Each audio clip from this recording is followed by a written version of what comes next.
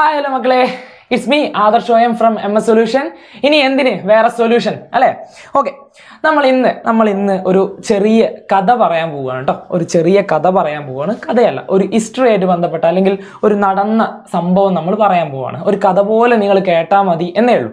അപ്പോൾ ആദ്യം തന്നെ നമ്മൾ ഒരു കാര്യം പറയാം. നമ്മൾ ഇത് ഒന്നാമത്തെ ചാപ്റ്ററിൽ, അതായത് നിങ്ങളുടെ SSLCന്റെ ടെക്സ്റ്റ് ബുക്കിലെ ഒന്നാമത്തെ ഹിസ്റ്ററിയുടെ ചാപ്റ്ററിലെ ഹ്യൂമനിസം, മാനവികത എന്ന് പറയുന്ന ഒരു ചാപ്റ്ററിൽ നിന്നുകൊണ്ടാണ്, അല്ലെങ്കിൽ അതിനെ മുൻനിർത്തിയിട്ടാണ് നമ്മൾ എന്ത് ചെയ്യുന്നത്, ഈ ഒരു ഭാഗം നമ്മൾ ചെയ്യാൻ പോകുന്നത്. അപ്പോൾ അത് മക്കൾ എന്തായാലും ശ്രദ്ധിക്കണം. അപ്പോൾ ഞാനൊരു ചെറിയ കഥ, മക്കൾ എന്ത് ചെയ്യുന്നത്, ഒരു ചെറിയ കഥ കേൾക്കുന്ന പോലെ കേട്ടാൽ മതി. നമ്മൾ പറയാൻ പോകുന്ന ആരെക്കുറിച്ചാണ്?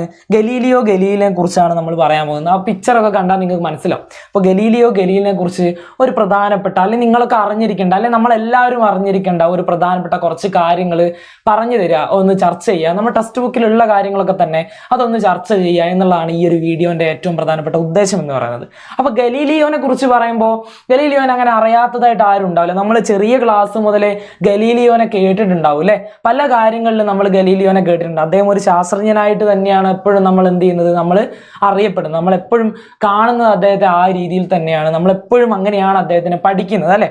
അപ്പൊ അദ്ദേഹത്തിനെ കുറിച്ചുള്ള, അല്ലെങ്കിൽ അദ്ദേഹത്തിന്റെ ആ ജീവിതത്തിനെ കുറിച്ചുള്ള കുറച്ച് കാര്യങ്ങൾ നമുക്ക് എന്ത് ചെയ്യാം, കുറച്ച് കാര്യങ്ങൾ നമുക്ക് ചർച്ച ചെയ്യാം. അപ്പൊ മക്കൾ റെഡി അല്ലേ?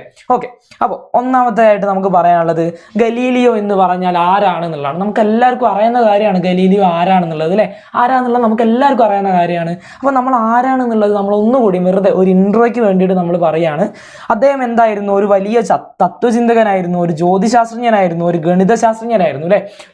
ഒരു തത്വജ്ഞ, ഒരു ഫിലോസഫർ ആയിരുന്നു, ഒരു ആസ്ട്രോണമർ ആയിരുന്നു, ഒരു മാത്തമാറ്റീഷ്യനും കൂടിയായിരുന്നു അദ്ദേഹത്തിന്റെ ഏറ്റവും നല്ല ഫീൽഡ് എന്ന് പറയുന്നത്, അദ്ദേഹം ഏറ്റവും ആദ്യം ചെയ്തു തുടങ്ങിയിട്ടുള്ള ഫീൽഡ് എന്ന് പറയുന്നത്, അദ്ദേഹം ഒരു മാത്തമാറ്റീഷ്യൻ ആയിട്ടാണ് അദ്ദേഹം തുടങ്ങിയിട്ടുള്ളത്. ഒരു ഗണിതശാസ്ത്രജ്ഞനായിട്ടാണ് അദ്ദേഹത്തിന്റെ ജീവിതം തുടങ്ങിയിട്ടുള്ളത്. അദ്ദേഹം വർക്ക് ചെയ്തൊക്കെ ഗണിതശാസ്ത്രത്തിന്റെ മേഖലയിലായിരുന്നു, അല്ലെങ്കിൽ മാത്തമാറ്റീഷ്യൻ ആയിട്ടാണ് അദ്ദേഹം വർക്ക് ചെയ്തുകൊണ്ടിരുന്നത്. അപ്പോൾ അതിൽ നമുക്ക് അറിയേണ്ട കാര്യം എന്ന് പറയുന്നത്, അദ്ദേഹം ഈ മേഖലയൊക്കെ അദ്ദേഹം എന്താ പറയുക, ഇൻഫ്ലുവൻസ് കൊടുത്തിട്ടുണ്ട്, അല്ലെങ്കിൽ കോൺട്രിബ്യൂട്ട് ചെയ്തിട്ടുണ്ട് എന്നുള്ളതാണ്. അദ്ദേഹം വലിയ രീതിയിൽ എന്ത് ചെയ്തിട്ടുണ്ട്, ഒരു വലിയ പങ്ക് ഈ മേഖലയിലൊക്കെ, അല്ലെങ്കിൽ നമ്മുടെ സയൻസ് എന്ന ഒരു മേഖലയിൽ വലിയ രീതിയിലുള്ള പങ്ക് വഹിച്ചിട്ടുണ്ട്. ആ കാര്യം പറയുമ്പോൾ തന്നെ ഞാൻ നിങ്ങളോട് പറയട്ടെ, സയൻസ് എന്ന് പറയുന്ന ഒരു വിഷയം, അല്ലെങ്കിൽ ശാസ്ത്രം എന്ന് പറയുന്ന ഒരു കാര്യം അത്ര എളുപ്പത്തിലൊന്നും എമേർജ് ചെയ്ത് വന്നിട്ടുള്ള ഒരു കാര്യമല്ല.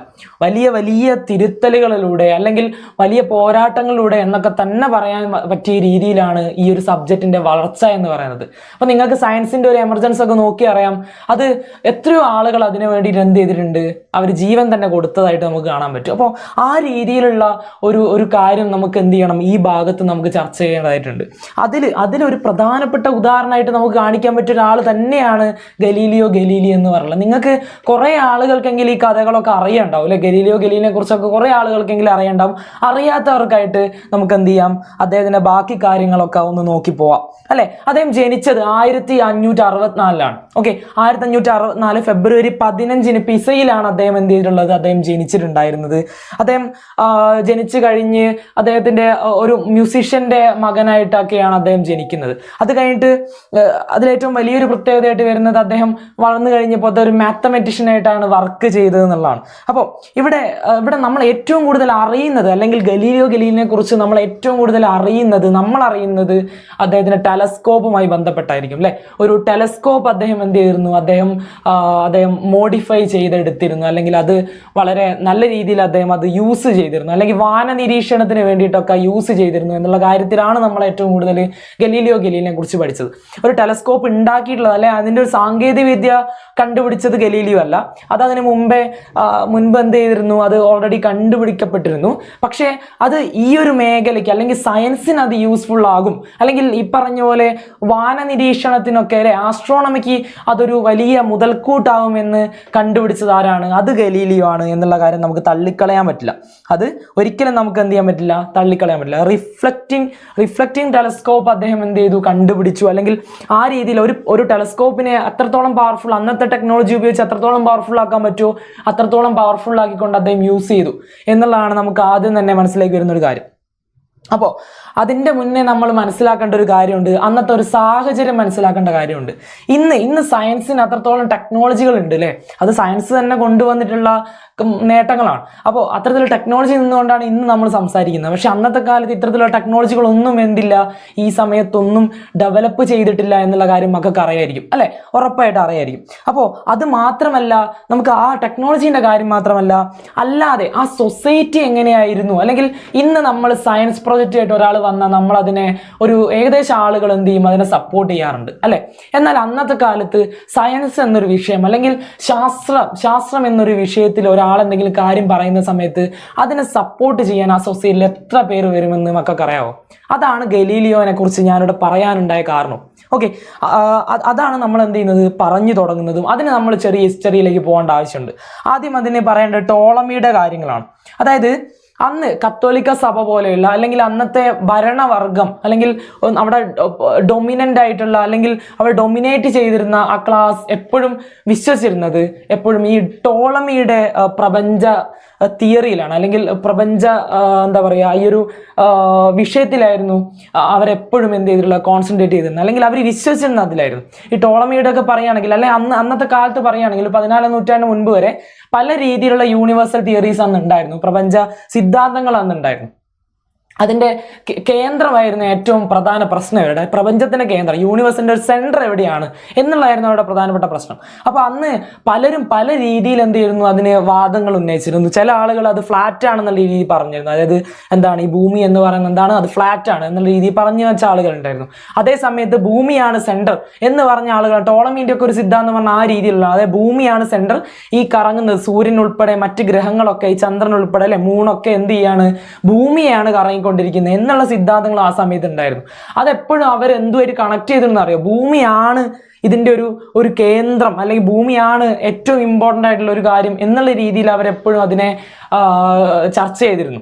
അപ്പോൾ ഇത് എങ്ങോട്ടേക്കാണ് പോകുന്നതെന്ന് വെച്ചാൽ, അന്ന് ഏറ്റവും കൂടുതൽ ഗോഡ് സെൻട്രിക് ആയിട്ടുള്ള, അല്ലെങ്കിൽ നമ്മൾ റിനൈസൻസിലൊക്കെ പഠിക്കുന്ന ഒരു കാര്യമാണ്, നമ്മൾ നവോത്ഥാനത്തിൻ്റെ ആ ഒരു ഭാഗത്ത് നമ്മൾ പഠിക്കുന്ന ഒരു കാര്യമാണ്, നമ്മൾ പഠിക്കും.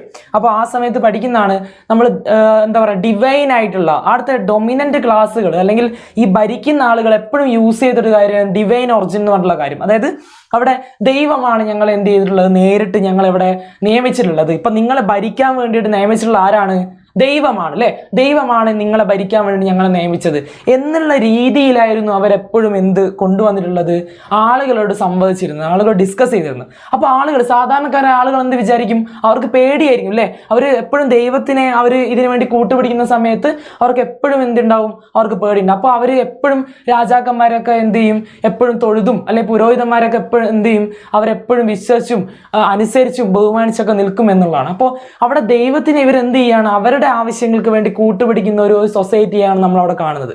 അവിടെയാണ് എന്ത് ചെയ്യുന്നത്, കോപ്പർനിക്കസ് കടന്നു വരുന്ന മക്കളെ. കോപ്പർനിക്കസിനെ മക്കൾ എപ്പോഴും കേട്ടിട്ടുണ്ടാവും അല്ലേ, കോപ്പർനിക്കസിനെ കേൾക്കാത്ത ആരും ഉണ്ടാവില്ല. അപ്പോൾ കോപ്പർനിക്കസ് എന്ത് ചെയ്യാണ്, അങ്ങോട്ടേക്ക് കടന്നു വരികയാണ്.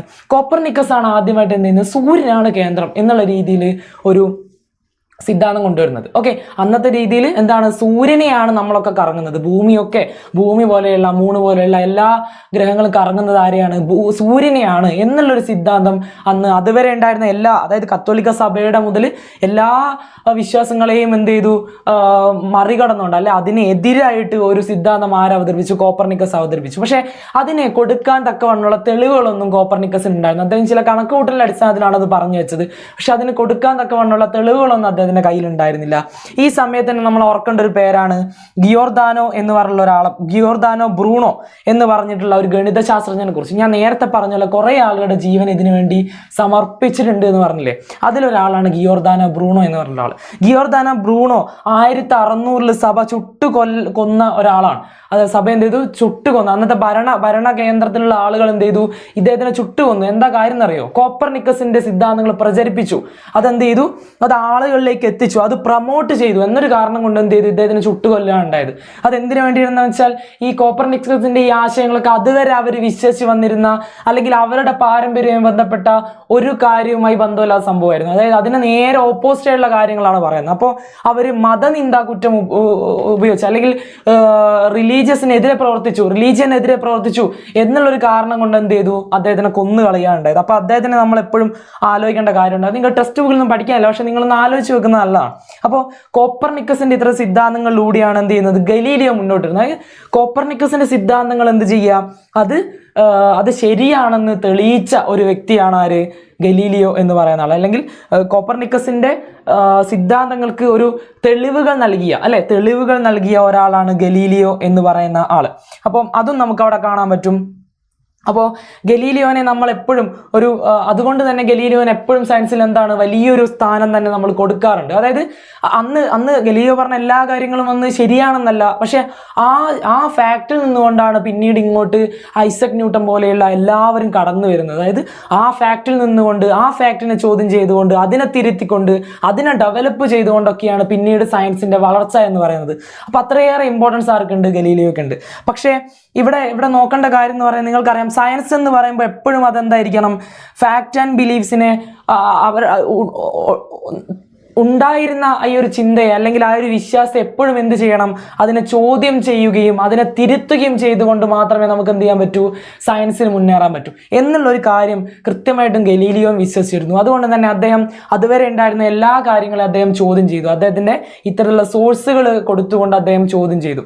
അദ്ദേഹം ചന്ദ്രൻ അന്ന് വളരെ മിനുസമാണ് എന്നുള്ള രീതിയിലായിരുന്നു അന്നുണ്ടായിരുന്നത്. പക്ഷെ അത് വളരെ റഫായിട്ടുള്ള ഒരു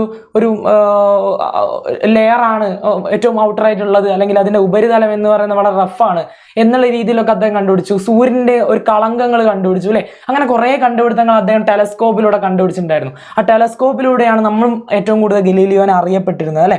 അപ്പം ഇങ്ങനെ അദ്ദേഹം പല രീതിയിൽ എന്ത് ചെയ്തു, പല രീതിയിലുള്ള കാര്യങ്ങൾ കൊണ്ടുവന്നു. പക്ഷേ ഈ രീതികളെല്ലാം അല്ലെങ്കിൽ ഇത്തരത്തിലുള്ള തിയറികളെല്ലാം ആർക്കെതിരെയായിരുന്നു, അന്നത്തെ ഏറ്റവും പ്രൊമിനന്റ് ആയിട്ടുള്ള ആ വിഭാഗത്തിനെതിരെയായിരുന്നു എന്നുള്ളത് നമ്മൾ മനസ്സിലാക്കേണ്ടത്. അപ്പോൾ അവർ ഗലീലിയോനെ അംഗീകരിക്കുമോ? ഒരിക്കലുമില്ല. അവരൊരിക്കലും അംഗീകരിച്ചിരുന്നില്ല.